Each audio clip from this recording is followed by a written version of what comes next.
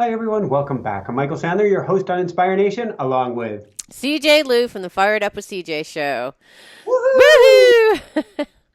If you've ever wanted more love in your life, then do we have the show for you. Today, we'll talk about finding more love, cultivating love, radiating love, and how in the world to usher in more love for yourself. That plus we'll talk about getting arrow, the dangers of late night chocolate, no pain, no gain, what you don't want to do with a Fitbit, and what in the world calf massages have to do with anything. So, welcome to the show, CJ. Are you ready to I shine? am ready to shine. How are you doing there in the forest? I'm doing very well in the forest. So this is day one of actually getting the green screen running, and kind of freaked out my last guest when They're like my you're out in the mountains doing the show. What the heck's going my on? arms disappeared off screen. So if we really want to freak people out with the magic, what we can do is have, whoa, there's the green screen. Whoa! There's me disappearing. Hey, wait, I'm back. I'm a spirit having a human existence. I'm gone again, and I'm back. Is that what you did to your poor guest? No, it's just that if you bring your arms out to the side, because this is all movie magic and we're learning Right. about this, and it's actually requiring a lot of intestinal fortitude. Maybe I'll get to that in a second. But he saw that my arms went off screen and they kind of disappeared because it's sort of like Wizard in the Oz, and I'm in the little control booth here. So, but it's really a stretch for me because I'm not normally a control freak, but when it comes to the show, I'm like a little astronaut. You know, I've got my countdown. I know what I do when. I've got everything just Right. so because we're 615 shows now. You get it dialed so that it's easier and so that you're running the show rather than the show running you. Now I've Yes. got a green screen and you're dealing with translucency and background colors and lighting and about a dozen different variables that I have no clue what to do about yet. And so I am literally today's topic is love, and I'm literally at times going just tapping myself just in this thymus region just below my collarbone. I send love. You're I send tapping love. yourself, sending love. Oh yeah. And Okay. I'm like, because that just helps calm things down. It's kind of an EFT tapping and gets you into more relaxed state. So when everything around me is a little out of control, I was doing that actually on the beach this morning too when Jessica Oh, brought up a half that's when dozen you know it's topics. bad. That's when you know it's bad when you're walking along the It's beach. been an interesting week, CJ. I learned something, and I learned it in particular. And we can keep tapping during that. I learned Okay. in particular last week. I went out to a social event, Mm-hmm. which it's good for me to get out, but I didn't get back till late, and that's because I run such a tight ship with the show. That's a little bit of a challenge. But B, I had a bunch of chocolate, and I was like, oh yes, chocolate, chocolate, chocolate. I'm At like, this social gathering? yes. I'm like, is it okay you're having a bunch of chocolate now? I'm like, yeah, not much sugar. That's okay. I won't have the frosting. All right, all right. And I get back home to go to sleep, and to go to sleep. Squirrel on crack. That's my. And a few hours later to go to sleep. And they're like, no, no, no. And it actually set up a spiral of tiredness and feeling behind all week because there was no opportunity in my schedule to catch up on the sleep. Mm. And so today's Friday. I'm feeling much, much better. For 2 days, I've been working to catch up.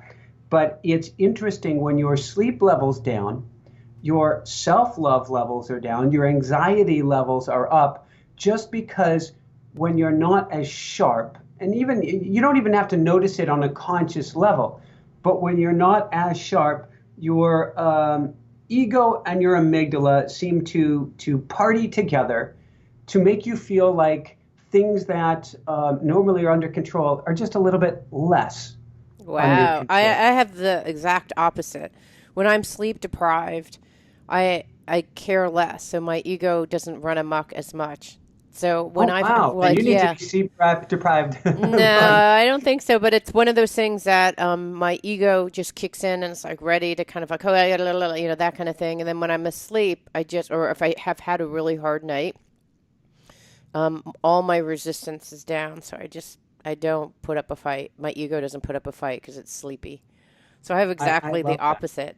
Yeah, mine But goes on to heightened alert. It says you need to go into a cave and hibernate. Then once you're recharged, you can take on everything around you. wow, And I that's respect that fascinating. and I give it lots and lots of love. And I promise you, Ego, we will try not to stay out that late and not to have nearly the quantity of chocolate before Okay, bedtime. what specific chocolate did you eat? I'm just curious. Like, what? How much chocolate did you eat? What are you talking about? Mainly chocolate covered strawberries, but I don't have that much stimulant of anything. I have so much natural stimulant going on inside of me that I don't do any caffeine or any sort of anything. I do Right. have a little bit of chocolate daily. I've been particularly imbibing in chocolate since we got to the island, but like chocolate chips is the main thing since Jessica hasn't been making mookies, which is the muffin top cookie since we got here. Didn't want to bake in a warm climate. Right. Imagine Can't that. blame her. I've been adding chocolate chips to my oatmeal. Oh, that's decadent. Woohoo! There's the self love. And how many chocolate chips are we talking about? Like three or No, like not 20? maybe 20 in a bowl, something Okay. like that. So, but with the chocolate strawberries I had out at that thing, and I had a very small piece of gluten-free chocolate cake. I didn't realize it. It didn't strike me that I had had that much, and I was Yeah, that laying in doesn't seem bed. like that bad. I mean, what, No. two or three chocolate covered strawberries and a piece of chocolate cake, and you're knocked out for the week? Yikes. I We had. gotta watch that, CJ. So I went into automatic writing, and I said, and I said, angels, guys, higher self, what in the world is going on? Why do I feel behind the eight ball all week? Mm-hmm. And it says because you've been overtired from the weekend. What we want you to do, because I put a lot of energy right now, where I don't know if push is the right word, but we're working on our automatic writing book. Very Right. excited about it, and I want to make sure every day we're taking time to work on that. So what I've done is, and it's what I teach our clients, we've talked about it a lot on the show, front loading. Mm-hmm. Get the most important stuff done first. So I make sure I get the editing work for the book done in the morning, which means that later in the day, if there's something left to do on the show, I have to stay up and get it done, but I'll get it done, and I got my writing or editing done. Mm-hmm. But it means that I end up getting to bed a little bit later, and so the next day you feel a little more behind and a little more behind, even as the book's coming together. And so in automatic writing, I got let's not chase our tail again this coming week, Mm-hmm. and let's set a little bit stronger boundary for ourselves on the sleep side of thing, and let's stay away from a little bit of that chocolate so you're a little more clear-headed. I felt clear-headed. It's just the nervous system has been up a little bit, which is I don't react to it. I can now sit back and go, wow, this doesn't feel that good. What's going on? But there's still it's a load on the system. Mm-hmm. Interesting. Yeah, that's very interesting. I have, for me, I drink, even though it looks like I'm drinking a gigantic coffee, this is actually decaf, and I don't really And that drink does caffeine. almost look like a squirrel on crack on it. Yes. And I'm showing my mug that my husband made. So, uh, I one time was meeting someone at the Starbucks, and I got like a big cup of what I thought was decaf coffee, but it ended Uh-oh. up being caffeinated, and it just felt so crazy because I didn't realize that I was talking really fast, and I was like, I think this is caffeinated. I think it's caffeinated. I was so incredibly revved up. And then I had a guest right afterwards. I had a radio show guest, and I was like, I don't know what I'm going to do. And luckily, the person worked with energy, and she just calmed my whole system down. But it was just so cuckoo crazy. And it's hard because I think you're right. When you, in your case, and sometimes, when in my case, when you don't get enough sleep, it's hard to think clearly.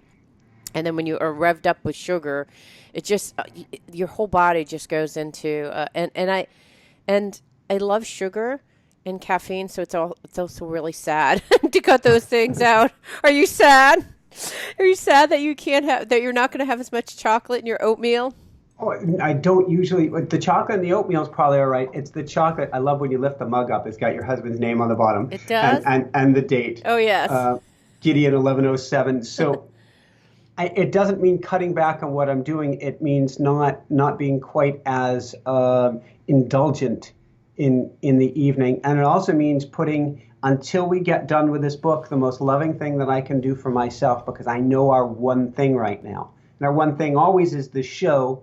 But as far as on top of that, it's getting this book done, and books always take longer than expected. There's always things that it's just the nature of the beast. I need to kind of, I don't know if even focus is the right word. I'm doing the work, and I'm doing the work on a So the daily book basis. is completed at this point. Now it just has to be edited. Is that right?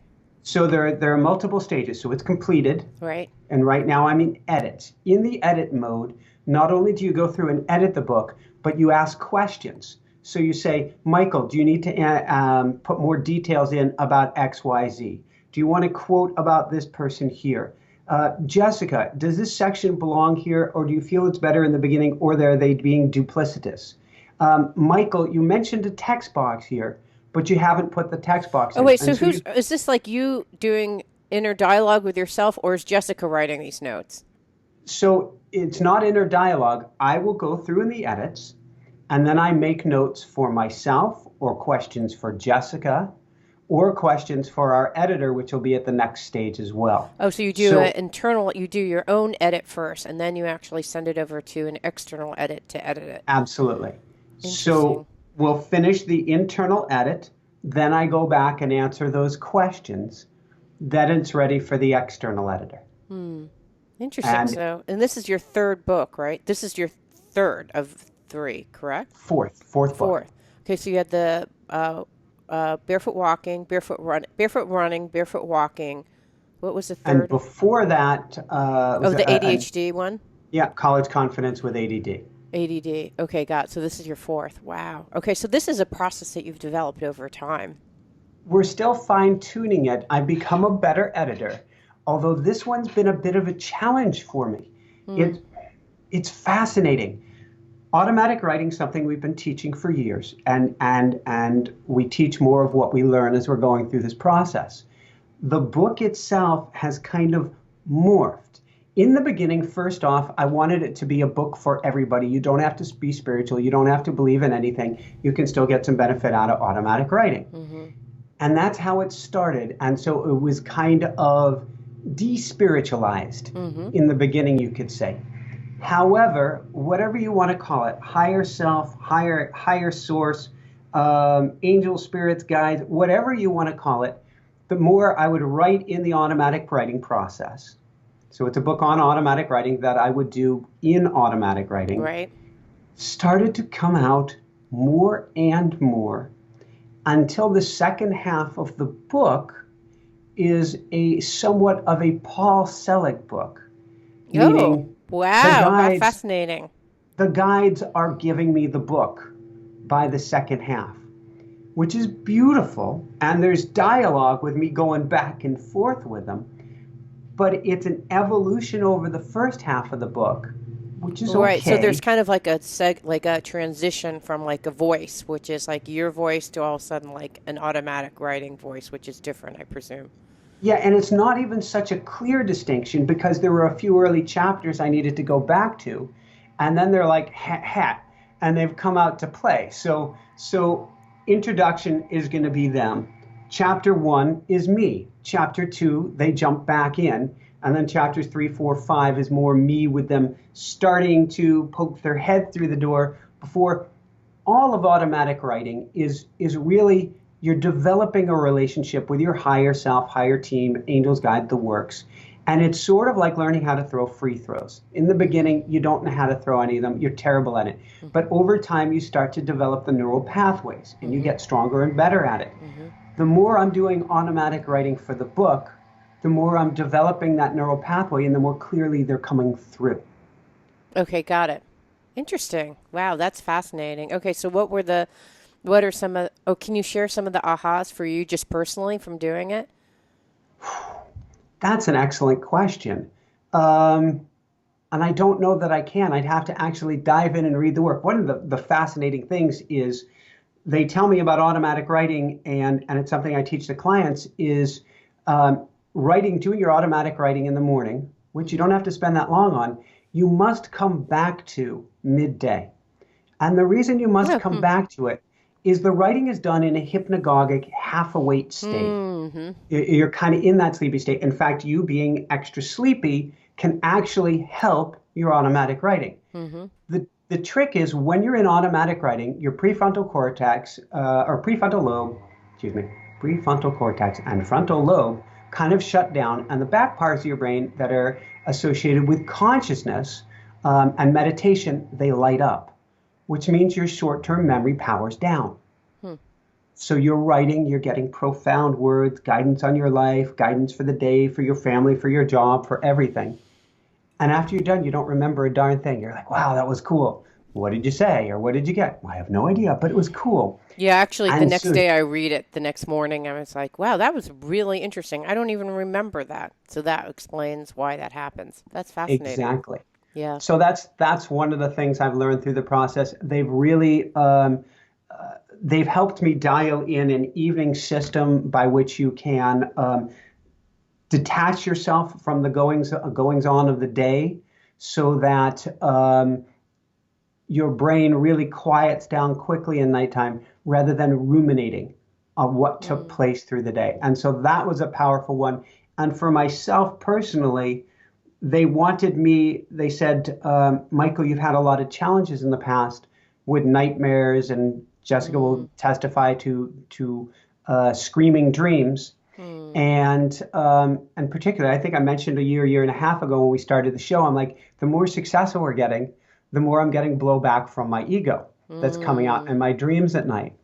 And so they've been teaching me how to go into automatic writing in the evening, and this gets to love and self-love, and giving me on these beautiful words to help myself get to bed, and both to remember who I truly am, and to help me. Their code word for me is transcend. It's kind of like NLP. You have a word, the trigger. For me, it's transcend, to jump above the problems of the day. And so that's been a powerful tool and technique they've taught me, along with some stuff that they've taught me about how to reprogram, or I guess rather than reprogram, how to put an old school disk into the computer of your mind so your subconscious goes to work for you while you sleep. That's interesting. So what I'm hearing you say is that there's like, it used to be just in the morning you did automatic writing, but now you're doing in the morning, you're doing afternoon because you're in a hypnagogic state. Don't remember what you said in the morning. You kind of want to keep yourself on track. And then you do it at night, including when you're sleeping, to kind of put yourself into a different state. Is that right? So it's like to A work with little your easier than unconscious. that. Yeah, it's So about being in self-love during the night. I didn't understand exactly what that is. we'll go through it. So morning, you do your automatic writing. Yep, got it. Just read it in the afternoon. Right. Take 5 or 10 minutes, maybe it's even less, a minute or two, and read it and remember what you wrote. And then you go into it just before bedtime, turn the lights down low. I love setting up your computer so it's nice and dim. And there's an app I describe for people, nice and dim, so that you can do it without being too stimulated by your computer. You kick back, you relax, you basically review your day so that it's out of your RAM. And then in this hypnagogic state, you get words for wisdom that are usually very loving, very kind, very compassionate. Sort of like, Michael, you've had such a beautiful day. You don't even realize just how great of a day it was. We want to tell you, you are loved, you are loved, you are loved, you are loved. If you go to bed just thinking about this, Michael, you are loved, you are loved, you're going to have the most beautiful night's sleep. We know that you are concerned about, I don't know, this is a ridiculous one, setting up the green screen. Right. Well, realize that's already taken care of, and we're going to handle all of that for you. So you don't have to worry about that. So then my subconscious is going, oh, we're going to do this and that with this green screen. And I go to bed with this sense of love and peace, and all is okay with the world. One of the things that they taught me is they're like, look, we know that you guard your sleep. And in fact, they've said, as they did this week, and we want to help to protect that for you. With that said, if you lose 5 or 10 minutes of sleep because you're going into the automatic writing process, we call that the awe experience, automatic writing experience, awe. If you're going into awe for 5 or 10 minutes, that's not going to make you have less sleep. The quality of your sleep is going to go up so much that it's going to more than offset the time that you're taking with us. It's meant more peaceful dreams. It's meant waking a lot more relaxed and refreshed. It means waking up with much more of a sense of gratitude. And so that time, if I can crawl to my computer, or you can do it with a notepad and write in the automatic writing process in your notepad before going to bed, it's been huge. And you wake up, you go to sleep more. It's that ultimate act of self-love you're doing for yourself there by getting in touch with your soul, with your spirit, your higher self. And then you wake up in more bliss. That's so different than how I went to sleep last night, which was All watching right. the PBS NewsHour Oh God. on James Comey testimony. Probably Because the then your opposite. subconscious is going to work on the news. Probably not as good. I was like, well, I could do that, or I could listen to James Comey talk about his testimony. I think very different kind of spaces. That's what I did yesterday. I was so exhausted. I looked at my Fitbit, and because I looked, and I can't figure out how Fitbit registers how often you sleep, but this is my Fitbit, and it looks at the number of, it looks at the kind of sleep that you're having. How it calculates it, I'm not sure. It's based on your movement and your heart rate. And then it looks at that and then tells you how many hours that you're asleep. So even though I think I went to sleep at 11 and I woke up at 7, which is actually not bad, like 8 hours of sleep. It said I got 5 hours and 32 minutes of sleep. And I thought, oh, I thought I was getting 8 hours of and sleep. 32 minutes of quality sleep, because the old school, prior to Fitbits, and I tested these things when I was a freelance writer for Attitude Magazine many years ago, Attitude Magazine. And what it does is it has a little gyroscope in there, basically, and it looks at movement. And if you're moving more than a certain amount, it determines you're in a very light sleep cycle. Oh. And so I don't know if you can do it with your Fitbit, but you could do it with these other watches. You can probably do it with your iPhone, so that you can actually set an alarm to wake you at the lightest part of your sleep cycle. Right, so you feel really refreshed. Yeah, my son has this like little orb that he has next to his bed, and there's like a sensor, and then there's a thing that basically he doesn't even know when he's going to wake up in the morning, because it looks at when he goes to sleep and when he's in light sleep and wakes him up during light sleep. Awesome. But it infuriates him because he's like, what?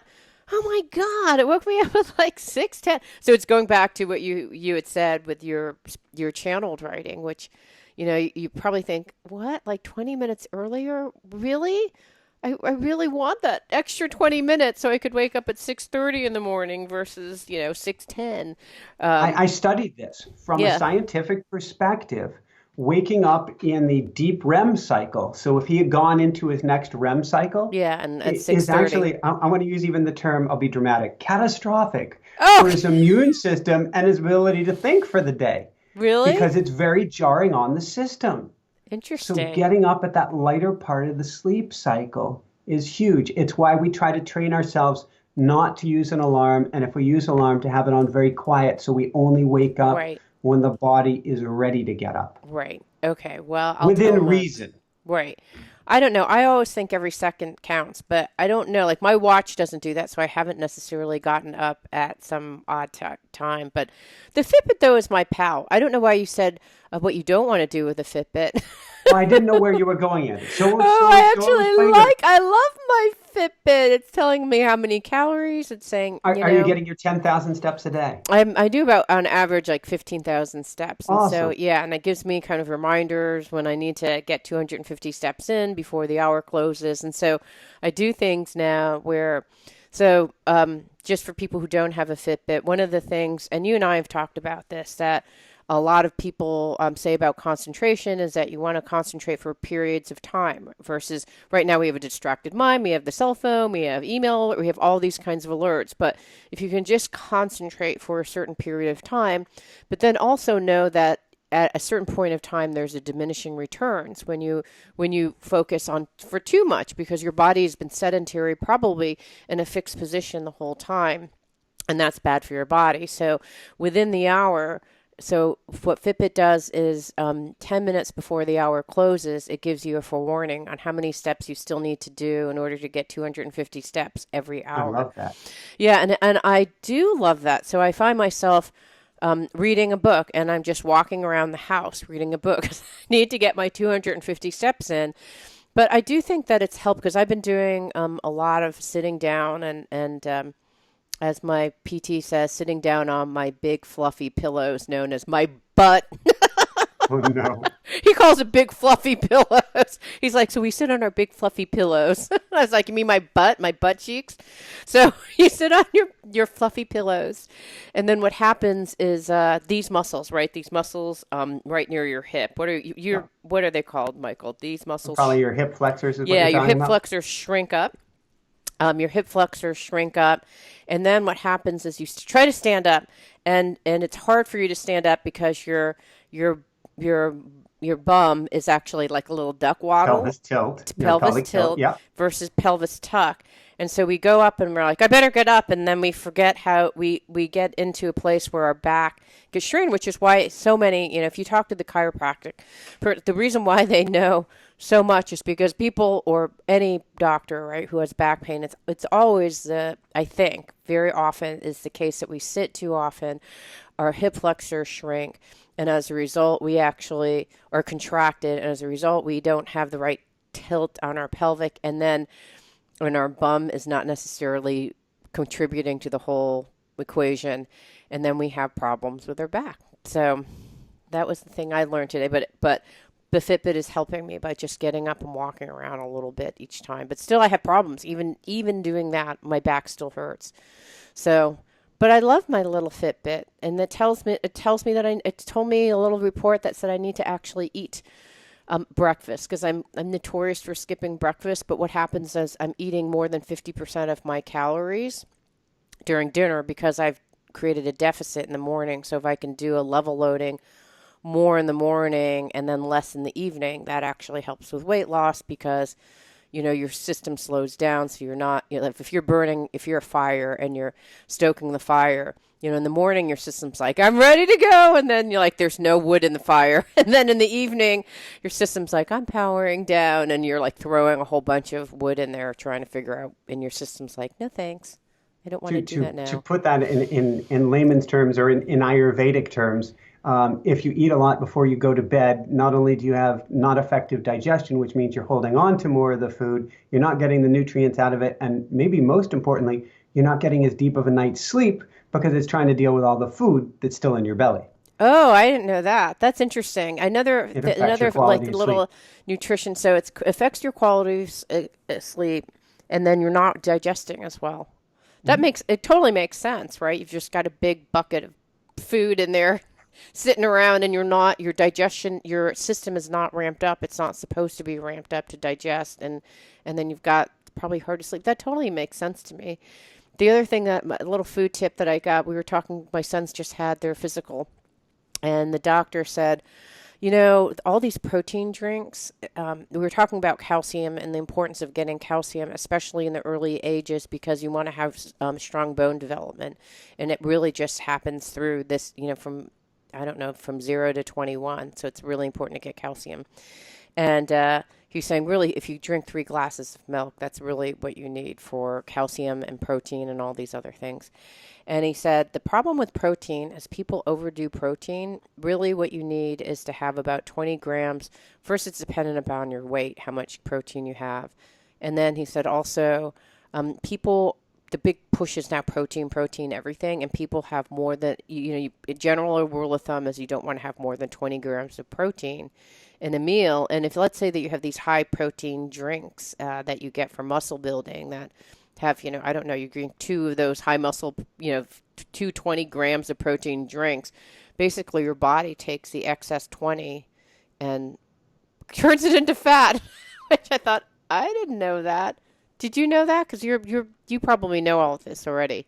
Well, my nutritional learning is always open and it's always changing. And where I'm at right now, the 2 belief systems are first off, calcium needs to be balanced with magnesium. Right. And we actually have a great show by Dr. Carolyn Dean who has the Magnesium Miracle, who does a great job at explaining that. I'm not actually a fan of getting your calcium from milk. That's, I guess, a whole nother story. Right. But any calcium that you get has to be balanced with magnesium, or else if it actually does make it into the bone, it's very brittle because it goes from being you don't want it basically to be a chalky bone. You want it to be more of a rubberized and flexible bone. So that's the calcium piece.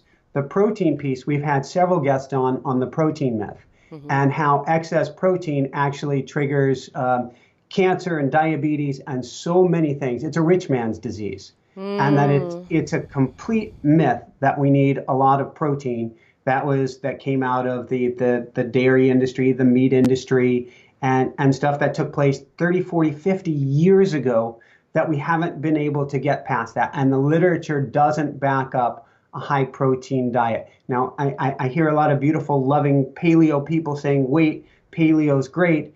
And there are, for short periods of time, there are benefits in mixing things up and changing things up. But I'll stand by the Dr. Terry Walls, who she has her Walls protocol where she does believe in a certain amount of protein. I believe in the extremely intense veggie and fruit diet with, if you want to add some protein to it or you feel the need, everybody's different. But a high fruit and vegetable based diet. I know one of my coaching clients, hopefully it's okay that I'm sharing this here. She was given a challenge this week to do with a fitness group, and it was you have to have over 40 grams of protein per meal and like very limited or no fruits and vegetables, and that just seemed to me like a very, very unhealthy way to go. I know a lot of people who eat that way who believe that that is the way to go. And I must say, I don't pretend to have all of the answers. I don't pretend. I've been raw. I was raw vegan for years, vegan for more years than I can count, vegetarian for more years before that. I've done paleo as well. I've gone the full cycle. I did paleo after my last near-death accident because I said, I feel like my body wants meat right now. It needs some other things to it. And I think at the end of the day, that's the answer for everybody. That's real hard to get to in our world where we're so bombarded with system overload and marketing people wanting us to try this and to try that. But the answer is, what is your body telling you? Right. It wants. Yeah, I told you how I'm doing this new program with Ari Val. Have I told you about that? Where they had a biome test, a blood test, and a one where they analyze. I told you it was like a bajillion vials of blood. They also do a genetic analysis.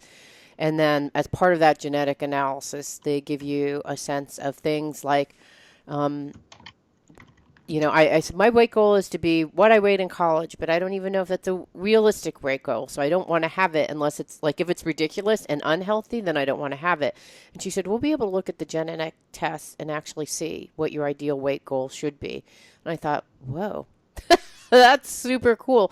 So I'm going to be getting, I probably won't get it for the next probably 15 days or so, but I'm super excited to see what the genetic test is, because there's also within those assessments is a sense of what kind of foods are best for you. Because some people really do need like a Mediterranean diet. Probably some people are better for paleo. Like it kind of depends on the person and their constitution.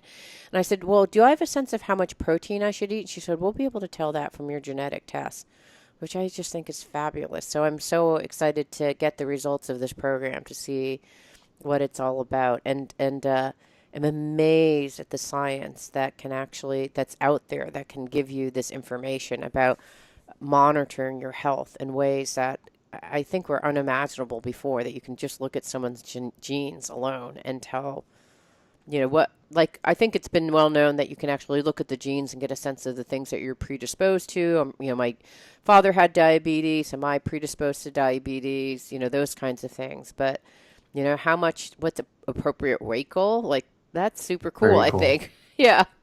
So anyway. let's segue from there. What can you tell us? For some reason, I was called, and it came through automatic writing, to talk about love and self-love today.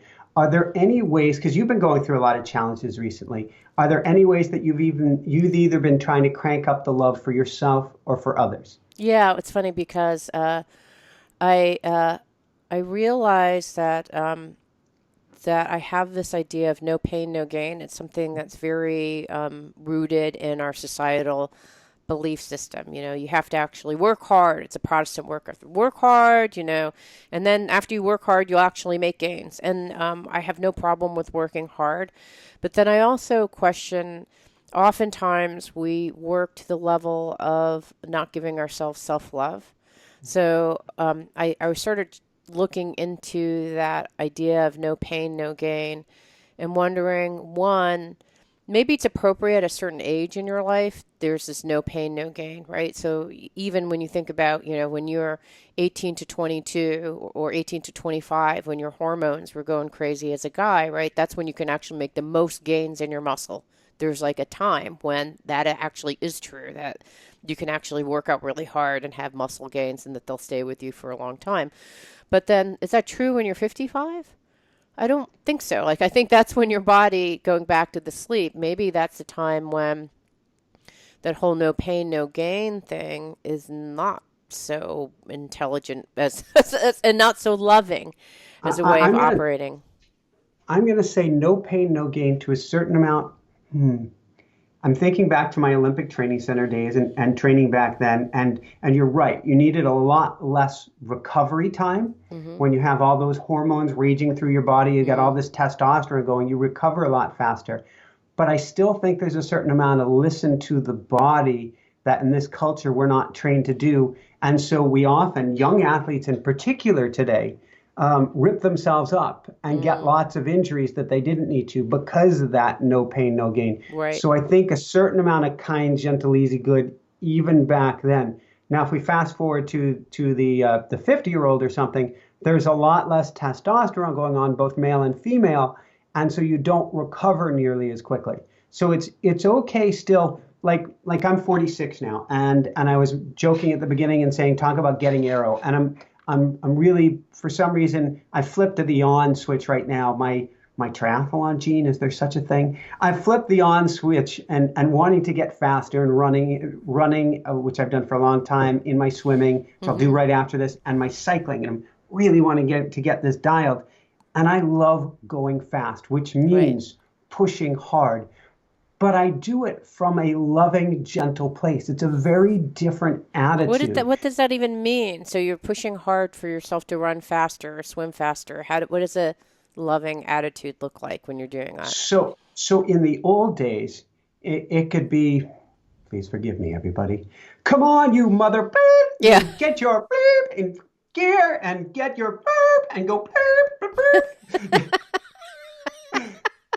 As I'm listening to my Nirvana or Yeah. something and telling It's myself, super aggro. Yeah. and I believe while it's sort of like my I love my friend. He was a spin instructor for so long. I won't give his name on air, but he used to say anger is an energy. Use it, and he's right. But I believe that diving into that frequency doesn't encourage your heart to open up, doesn't encourage your blood vessels to open up. It tightens everything down. You get in lockdown in fight or flight mode, and you are shredding through your systems. You're Mm-hmm. in a lot more pain with a lot less gain Mm-hmm. because Mm-hmm. everything's gone into a fight or flight response. Mm-hmm. If instead you're like, I love myself, I'm going so fast, this is burning. I love myself, I love myself, I love myself. It sounds so warm and fuzzy, but what happens is you tripwire from your fight or flight. What is it? All of my words are spacing. Bear with me for a second. Amygdala, Well, amygdala, but you have your two parasympathetic, nervous. Thank sympathetic. you. Oh my gosh. So you are tripwiring your sympathetic nervous system, your fight or flight response. Everything's clamped down. But if you go into that, I love myself. We start focusing on the breath. We Mm-hmm. start slowing down the breath, which Mm-hmm. means more air in the lungs to be exchanged versus, Mm-hmm. in which case you're rabbit breathing. Nothing's actually getting to the deeper part of the lung. So instead, you're taking these nice, Right. loving, deep breaths. You feel like you're not working as hard, But like if I'm on the bicycle and I look at my wattage meter, Mm-hmm. my watts have just spiked 20, 30, 40% Mm, higher mm, because I'm coming from a kind and gentle and loving place for myself. mm-hmm. Now, I tried an experiment. I was doing a 50-mile kind of my own little quirky race against the clock last Sunday. And I'm in the middle of it and I'm having a low spot. And anybody who does long distance events, you find these ebbs and flows where for a while you're flying, then all of a sudden you feel like you're crashing, then you come back. And when I hit this low spot, I started tapping on my chest as if, and I've got a Richard Gordon pendant on. I discussed in a Richard Gordon interview Mm-hmm. recently. Mm-hmm. And so it's this entangled pendant. And so I'm tapping on this pendant on my chest and I'm going, I love myself. I love myself. And all of a sudden, I took Wow. off and I'm like, that's so cool. I'm like, is it pendant? I don't know. Is it just that I went back into that loving place? Or is it the tapping? Who the heck knows? But you went there anyways. That's I fascinating. went to love and it made a huge difference. So I am no longer a believer at all at crush yourself, at push through. I believe get yourself into the kindest, gentlest space you can. Focus on that breath, being as calm and relaxed, and then go out and crush everybody if you want Right, to. right. Out of love. So I had two things. One was the no pain, no gain, and kind of really contemplating, letting, and it for me, it was this attitude of this is how I grow, this is how I become better. And it was more of an intellectual thing than a physical thing, but still it was there. And then I also was contemplating that, during I've been talking about V1, V2, V3 of your life. So I'm now with my son graduating, which he did on Tuesday. Hooray! So when that happened, um, I realized that I'm moving. What happens for a woman is that you move from loving others to self love because you've spent all of your energy just giving, giving, giving, giving to another person so that they can grow and develop. But now you can take that same energy and place it within yourself. So it's about self love. And I thought, well, that's really interesting. I think I'm at that stage right now where I'm contemplating, well, it's funny because I was talking to my husband and I said, yeah, it's, in terms of my energy tank, like I worry about my husband a little bit, when he's not physically well or he's having a hard time, but that's just, a temporal thing because he's an adult, he can take care of himself. But for my kids, I worry about them. Like if I have an energy tank, about 50% of my tank is worried about one son and 50% is worried about the second. And so and worry, first of all, is just so not helpful. But to be honest, that's really what happens. Like you're like a lifeguard watching and making sure that everything is good and, things are moving and you're just watching and witnessing and just being available and loving and supporting. And then now that my son is older, I'll still love him and support him, but he's an adult now, so I don't have to spend as much energy, and it's not even appropriate to spend that much energy. It probably wasn't appropriate even 5 years ago, but at this point, I'm like, it's definitely not appropriate if you're living, going to college. And I thought, what am I going to do with this other half of the energy? And I thought, oh, I can love myself. I can actually take that Yay. energy for self love. So um, that's kind of where I've been moving for self love and thinking, oh, wow, I finally have a time to reinvest in myself back again. And that's super exciting. And I also, as an act of self love, I've gone through all this stuff. So I have like a contract that I wrote for my nanny. Did I tell you about this before? It's a Yeah, 10-page yeah, we, contract. that And was last week. Yeah. notes that I had written from when he was a baby. And I have piles and piles of photos and everything. And I went through all of that. Letters that I've written him, documents, personality tests, everything. And I just gathered that into a Word document. And I'm now in the process of creating a video for this same process. And in that process of looking at all that stuff, what I realized is I feel complete, like super complete. I can look at the course of my life and say, and literally read something that I wrote about him from when he was 9 months old and when I was 36. Mhm. And the things that I believe in then are still the things that I believe in now. And the things I observed about him then were still the things I observe about him now, which Wow. there's something really there's a certain kind of completeness and integrity to all of it, which first of all made me feel really proud of myself, in terms of self-love. Like, wow, I've lived my life in integrity. I mean, what I said, I set out to do. We have a whole values document that we wrote for our kids when they're first born. Like, here's what values we want to instill in you. And we actually even wrote like every single parenting decision that we ever made, I wrote up in a document. And I'm looking at these documents and I'm looking at the values and I'm looking at the things that we inspired and hoped for, and we're there. And I can't even tell you how gratifying that whole process is to see that you have lived in integrity to things that were really, that matter to you, that were important to you, and that you lived to the plans and process that you said that you're going to. So, and I think our son is fantastic. I mean, the output, the results have been fabulous. So I was dreading Tuesday, the day he graduated, but instead I was just elated. And it was his graduation was my graduation.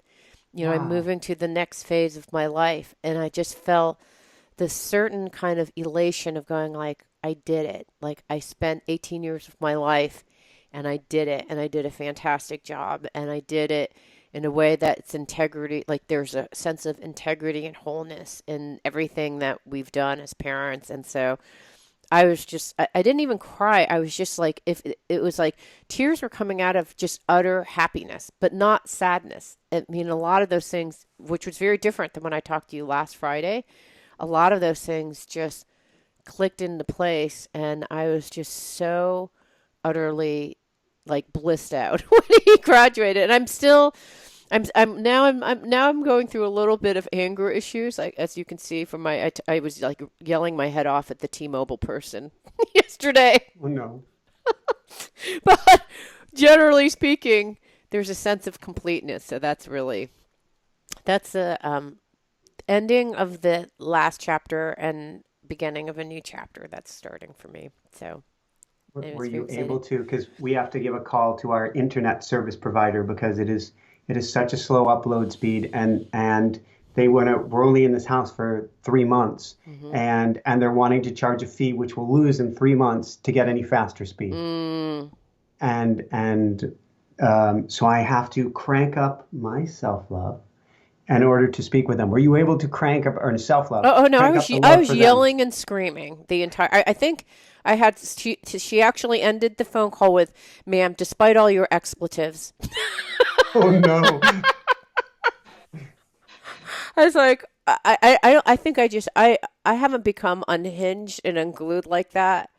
I don't even remember. I mean, seriously, probably in about 7 years. So I think a lot of unresolved anger is showing up too. So I'm going to look into that. I mean, as I was running today, I'm like, wow, I'm seriously teed off about what I don't know, but it's just, surrendering and like the anger of surrendering something. I don't know. I'll tell you more next week when I dig into it, but that was what came up yesterday. Not So actually no, very cool, but okay, very cool. self love was not there at all. Well, I mean, we're not perfect. I mean, stuff No. happens, right? So I Well, was sending her I love found this in my morning. tapping this morning, I have some frustration deep buried in myself that we all do. When you peel away Yeah, the layers of the onion, you're going to find anger. Got that out of the way. right, right, Anger. Wait, I still have some. Anger. I've got right. more. We all have these things. That's Yeah. okay. That's part of the ride. Right. Yeah, for me, the general tone is I'm not getting my expected service that I'm expecting, and I'm feeling like I'm getting taken advantage of. And I thought, well, all four of those have the similar theme. I think you have an issue to resolve. That's that, you know what I mean? Like there's a general belief system that I have to be careful because I'll be taken advantage of. And when I get taken advantage of, then things aren't fair and things aren't meeting my expectations, which when I can look at my childhood and say, oh, I think I know the roots of that. So this week will be about digging into those roots and figuring that out. But Which will be yeah, awesome. like all these things, like even the anger is a beautiful thing, right? Because it came into a personal growth moment to go, yeah, you can surrender and transcend. And and it's okay if people take advantage of you. They're probably not even trying to take advantage of you. Most of the time it's out of just pure ignorance, which I talked to many ignorant people for the last couple of days where people were trying to help me, but I think they just didn't have the right information or desire to really dig into the right information because maybe they had their own sense of time scarcity. So, which I'm guilty of, and they were definitely guilty of, but that doesn't mean I have to go yelling expletives at them. But at the moment, it felt like the right thing to do. Was it somehow cathartic? It was cathartic. I send love to the T-Mobile person. But she really did mess up a lot of different things that set me off, but I do send her love. I send her love. She was ignorant. She tried the best that she could. She wasn't a listener.